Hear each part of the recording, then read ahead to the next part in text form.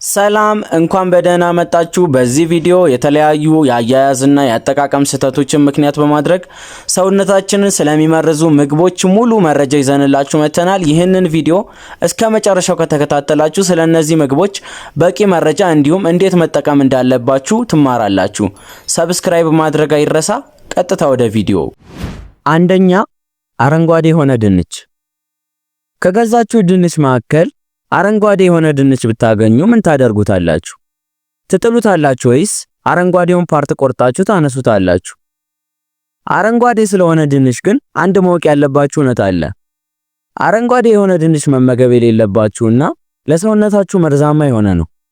ድንች አረንጓዴ ሆነ ማለት መርዛማ ሆነ ማለት ነው። ድንች አረንጓዴ የሚሆነው በሂደት ነው። ጤናማው ድንች ለብርሃን ሲጋለጥ ክሎሮፊል ይፈጠራል። ይህ ደግሞ ልክ እንደ አልጌ ወይም እጽዋት አረንጓዴ ቀለም እንዲይዝ ያደርገዋል። ፀሐይ በቆዳው ላይ ሲያርፍ ቢጫውን ወደ አረንጓዴነት ይለውጠዋል። ይህ ሂደት የሚካሄደው ብርሃን ከሚያርፍበት በተቃራኒ ወይም በጀርባው ነው። ክሎሮፊል ለእጽዋቶች ከፀሐይ ኃይልን እንዲያመርቱ ያደርጋቸዋል።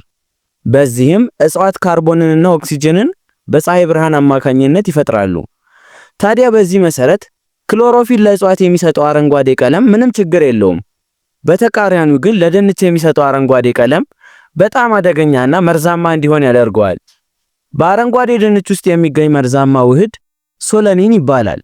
እዚህ ጋር ማወቅ ያለባችሁ ነገር ድንች ለፀሐይ ብርሃን ሲጋለጥ በክሎሮፊል አማካኝነት የሚፈጠረው አረንጓዴ ቀለም ትላትሎችን፣ ባክቴሪያዎችን፣ ፈንገሶችን እና የመሳሰሉ የተራቡ እንስሳት እንዳይበሉት ለመከላከል ይጠቅመዋል።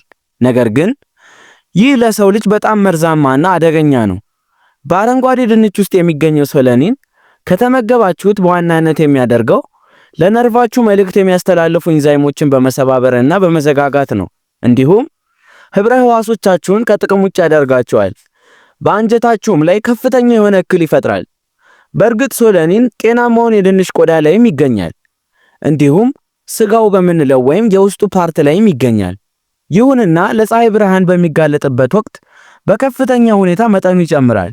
አንድ ድንች ምን ያህል ሶለኒን እንዳለው ለማወቅ ክሮኖፊል ወሳኝ ነው። ምክንያቱም ክሮኖፊል ለአንድ ድንች አረንጓዴ ቀለም እንዲይዝ ያደርገዋል። ስለዚህ ድንች ስትልጡ አረንጓዴ ከሆነ ከፍተኛ ሶለኒን እንደያዘ ትረዳላችሁ። ሶለኒን ደግሞ ለሰው ልጅ በጣም መርዛማ ነው። ምን ያህል ሶለኒን ሰውን ይመርዛል ካላችሁ እንደየሰው ይለያያል።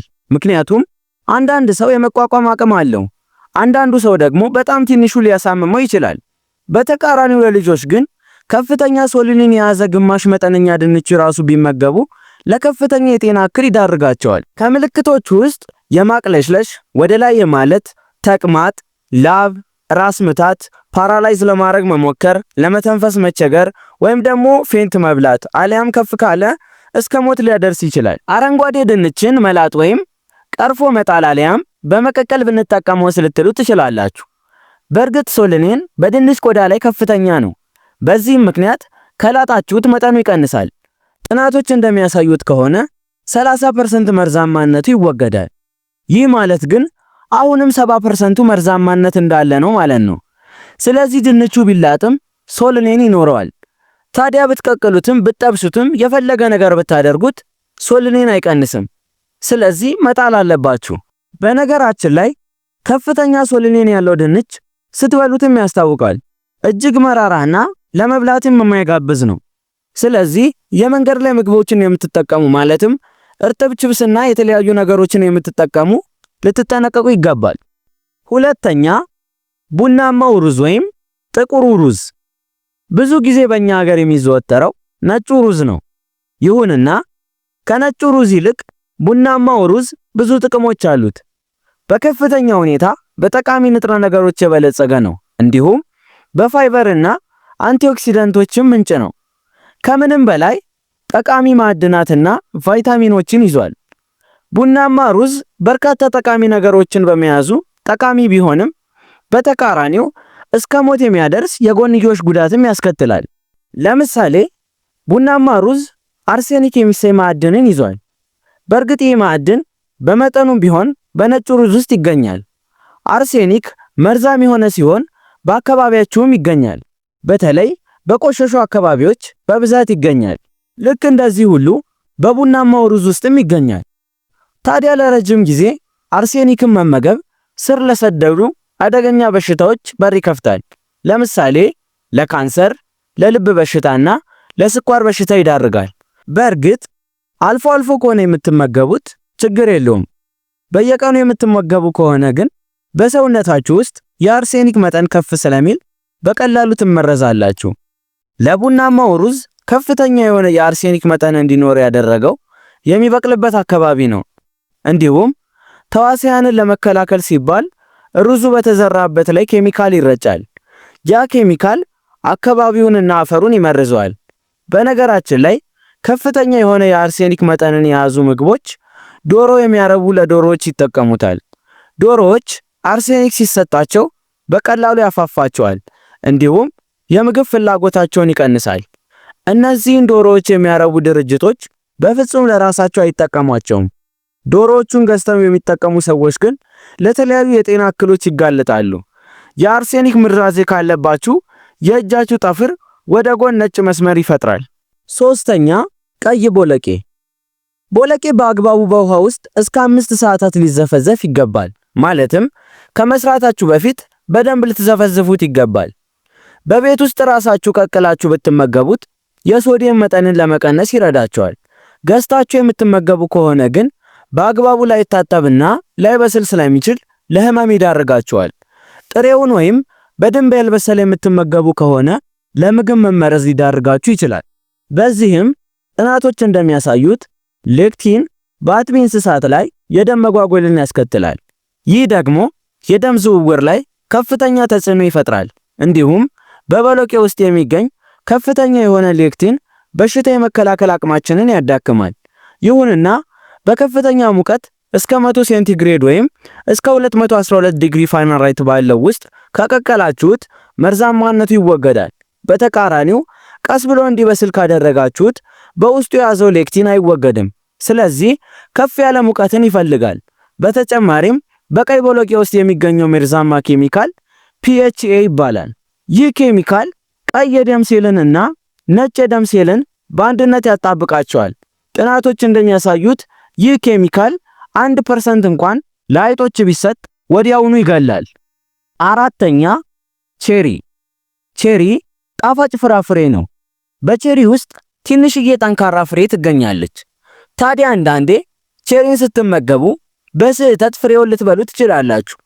የቼሪ ፍሬ ከፍተኛ የሆነ መርዛማ ንጥረ ነገር ይዟል።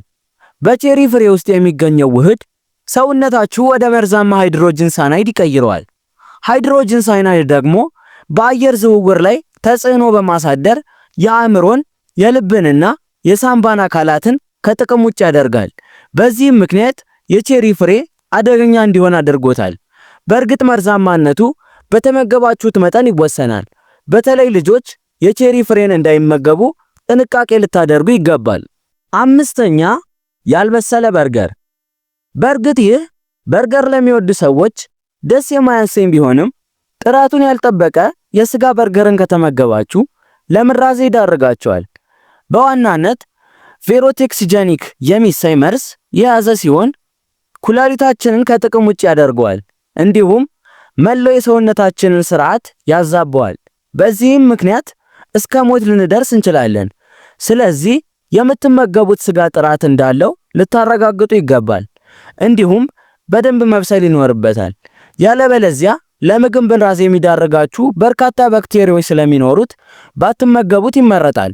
በተጨማሪም በሂደት ያለፉ ወይም ፕሮሰስድ የተደረጉ የስጋ ውጤቶችን ለጤና ተስማሚ አይደሉም። ስለዚህ እንደነዚህ አይነት ምርቶችን ከመጠቀም ልትቆጠቡ ይገባል። ስድስተኛ ፓስቸራይዝ ያልተደረገ ወተት። ፓስቸራይዝ ማድረግ ወይም ማፍላት ጥቅሙ ጎጂ ባክቴሪያዎችንና ጀርሞችን በቀላሉ ስለሚገድል ነው። የወተት አምራች ድርጅቶች ወተትን ፓስቸራይዝ ያደርጉታል። በዚህም ጎጂ ጀርሞችን በቀላሉ ያስወግዳሉ። ለምሳሌ መርዛም ባክቴሪያ የሆኑት ልክ እንደ ኢኮሊ፣ ሊስትሪያ እና ሴልሞኔላ ይወገዳሉ። ታዲያ ፓስቸራይዝ ያልተደረጉ የሚሸጡ ወተቶች ካሉ በጣም አደገኛ ናቸው። ለምሳሌ በአሜሪካ ወተትን ፓስቸራይዝ ሳያደርጉ መሸጥ ከባድ ወንጀል ነው።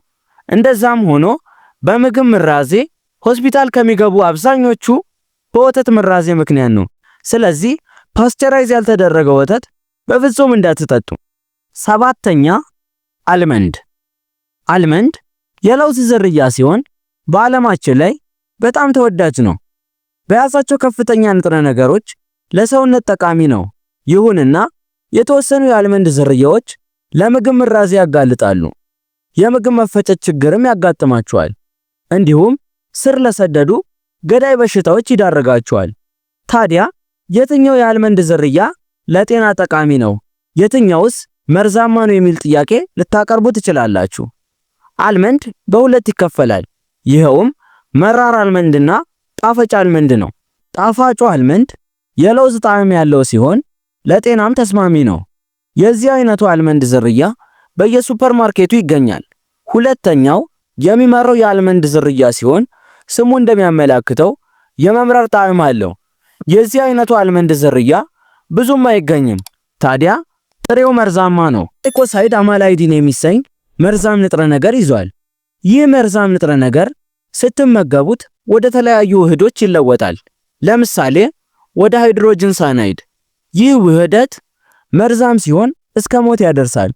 ጥናቶች እንደሚያሳዩት ከ6 እስከ 10 ፍሬ መመገብ ለምግብ ምራዜ ያደርሳል። ሕፃናት ላይ ደግሞ ትንሿን መጠን ብትሆን 1 ወይም 2 ፍሬ ከተመገቡ ለሞት ያበቃቸዋል። ታዲያ ይህንን አልመንድ እንዴት እንመገበው ካላችሁ ሃይድሮጅን ሳይናይድ በሙቀት ይጠፋል። ስለዚህ መራሩን አልመንድ ብትቆሉት ወይም ብትቀቅሉት ከ80 እስከ 98% ምራዜውን ያጠፋዋል። ውድ ተመልካቾቻችን ለዛሬ ዘንላችሁ የመጣነው ቪዲዮ ይህ ነበር። ጠቃሚ ሆኖ ካገኛችሁት ላይክ እንዲሁም ቻናሉን ሰብስክራይብ በማድረግ ቤተሰብ እንድትሆኑና እኛንም እንድታበረታቱን በታላቅ ትህትና እንጠይቃለን።